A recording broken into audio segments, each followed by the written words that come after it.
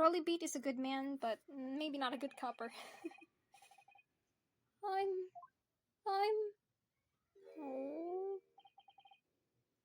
sorry.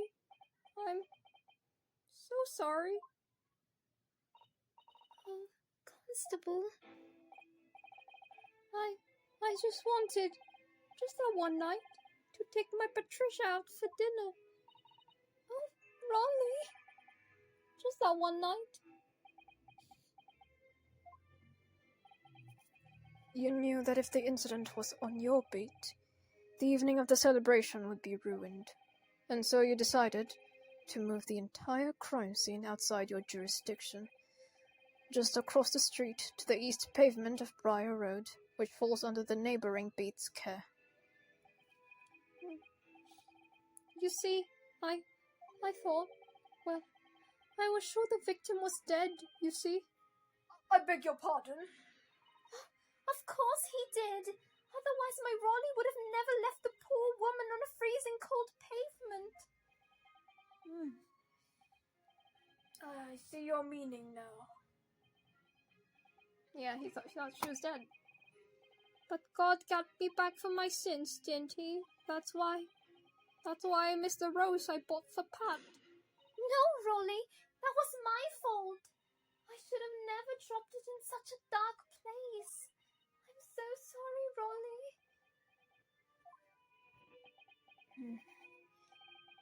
And can you tell us, Constable, how many books did you move from one side of the road to the other in total? 4 it was. Yes, sir. Definitely 4. 3 of them dropped by Mr. Natsume, and the 4th being the one that fell from the window upstairs in the Gardeb household, of course.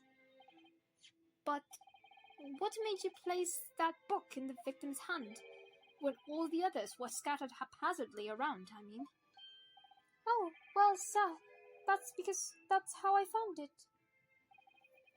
How you found it? What do you mean? When we first ran over to the scene, the victim was already holding the book. So, when I moved everything, I made sure it was still in her hand. You're sure that this book, The Lion's Pride, was the victim was holding? Oh, yes, sir. No doubt about it, sir. Interesting. That is interesting. Like, she's... okay. Wasn't part of the deception. I thought it was an open and shut case at the time, you see. There were only 2 people at the scene, and Pat and me both saw it happen. However which way you looked at it, it had to be one of the fellow who ran off who'd done it, I thought. I couldn't see the harm, really. I didn't think moving it all over the road would make a jot of difference. I suppose this is it for me now. I've had it. My lord. Yes, Lord Van Zieks. I believe that concludes the cross-examination of the witnesses. Constable, you may withdraw. Yes, sir. Mr. Prosecution, sir. What will become of my Rolly? What will happen to him? For now, you are free to go home. The police will contact you in due course. Please don't punish my husband. This was all my fault. It's because I'm always moaning at him for coming home late. Leave it now, Pat. Let's go home. I'm tired. Poor guy. All right then, my love. One last thing, Constable. Sir! Let this be a lesson to you. In a criminal investigation, every detail matters, however insignificant it may seem to you. Yes, sir. Carve that lesson into your mind. And never again make the mistake of tampering with the scene of the crime. Huh? Never again, sir? You mean to say? Leave now. This trial is not yet over. Sir! I think this is like the first, kind of preview that Van Zieks, he's not a bad guy. He's just a bit of a bitch! Sorry. But yeah. Well, quite a revelation, I must say. Whoever thought of a third party transplanting the entire scene of the crime like that? Indeed, my lord. Nevertheless, there are some immutable facts in this case. That the accused, Mr. Soseki Natsume, is the only person who could have possibly committed this crime. No, dumbass! No, I disagree. Now that we know the true scene of the incident, there is someone else. Another person who could be responsible for the knife in the victim's back. Forgive me for being presumptuous, but I believe the prosecution is probably well aware of that possibility already. Lord Van Zieks, is this true? Very well. Name that person if you will, and if further investigation is warranted. The prosecution has no objection to the trial continuing. You will name this other person who could have perpetrated the crime. My voice is dying, one moment. Take that! The defense would once again like to request the cross-examination of a new witness, my lord. Once again? My assistant made the same request earlier, that you denied, but I'm gonna try again. In order to finally reveal the truth about this case, it's imperative that we cross-examine juror number 4, Mrs. Joanne Garadeb. Me! Oh, dearie me! Oh, he's mad. That request has already been denied. I'm trying again, motherfucker! But the situation is very different now. Mrs. Garadeb, answer me this. What do you want now, you little toad? He's a very cute toad if he's a little toad, you bitch. At the time of the incident, you were engaged in a violent argument with your husband, Mr. John Garadeb. In the course of that argument, a minor house fire was ignited. And to clear the smoke from the room, your husband opened a window that looks out over Briar Road. Well, what of it? You threw this book at your husband when he was cornered with his back against the window. Upon striking the pane of the open-topped hinged casement window, the book plummeted directly down, finding its way to what we now know to be the true scene of the incident. Yes, and as I said, what of it? During the argument, you were beside yourself with rage. As such, you threw not just books, but anything you could lay your hands on. So, let me ask you one more time, Mrs. Garadeb. This knife, the one removed from the victim's back, have you really never laid eyes on it before? Yeah, that was what got her fainted in the first place. I don't recall it. Seriously? Am I supposed to remember everything I picked up and threw at my husband? And anyway, the man over there is in all that regalia, said members of the jury needn't testify, didn't he? Conveniently, yes. What do you have to say, Van Zieks? No. I have no recollection of saying that at all, juror number 4. Oh!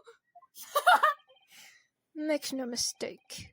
You jurors are not special in any way. You are not immune to the judicial process. If you know something about this knife, madam, let the truth come out.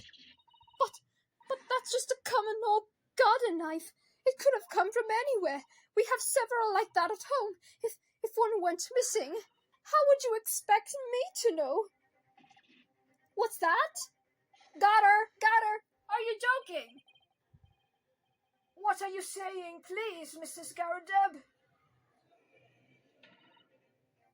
Now you listen to me. I don't know who said that. I refuse to believe all this nonsense. I couldn't bear the thought that I'd injure someone. Do you hear? I couldn't bear it. You fucking shit at your husband while you're fighting this all in the flame. So yes, I want evidence. I want to see hard evidence if you're going to insist on this being my fault. If you're going to have to prove to me that I threw that knife. If that's what you think. Come along now, chop chop. Do your worst. I hate this. I hate you. Fucking arrogant. Well, Mr. Naruhodo, if I had evidence like that, believe me, I would have thrown it at her already. Then take the stand, juror. Oh. Van is really pissed. The prosecution does not object to the defense's request to cross-examine this woman. Thank you, Lord Van Zieks. I'm going to have to testify. Yeah, you really fucking set him off with that comment, Joanne. You're fucked. As I'm sure you will appreciate, having observed it with your eyes today, a witness testimony can lead to the most extraordinary truths being exposed. Truths of which the witnesses themselves may have not even been aware. Oh, dearie me. So I demand your full and unadulterated testimony, Mrs. Garrideb. And mark my words, in this court of law today, we shall extract the truth. Do you concur, counsels? Certainly, my lord. Oh, that's what I'm hoping for, my lord. Hell yeah, let's fucking go. This is your Edgeworth moment, innit? Oh, look at this! This is such a strange feeling. For the first time since arriving in this country, it actually feels real. I'm here, in the Old Bailey, and I'm a lawyer. Oh, stop it. You're gonna make me kind of feel a certain way. Witness, state your name and occupation.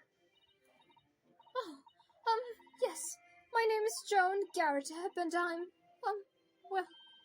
I'm a juror and such like. It sounds like even she doesn't know if she's a housewife or a maid or what anymore. The court has decided your testimony is required in order to clarify matters in this case. Do you understand, madam? Yes, my lord. You will tell the court everything that took place in your household on the evening in question. And I warn you, do not attempt to hide the truth. Oh, dearie me. Chin up, Joni. Nothing to worry about now. Hey. Oh, I didn't know you were here, John. Wasn't only you in that room that day, old thing, was it? Rather think I ought to testify as well, don't you? But what about your knee, dear? Don't you worry about that. I hardly notice it. I'm not the sort of chap to leave a comrade to face disciplinary action alone. That's a good man right there. Oh, John, sorry. I presume you are Mr. John Garrideb? Yes, sir. Former second lieutenant of the 3rd Regiment of the 4th Northumberland Fusiliers, sir. I did not read that correctly. Seen my fair share of action, and now living the quiet life, as it were. The quiet life. Were you not engaged in an incendiary battle with your spouse on the day in question? Well, yes. Quite. I believe this may represent a first in the proud history of the British court. Calling a juror to the witness stand is unprecedented.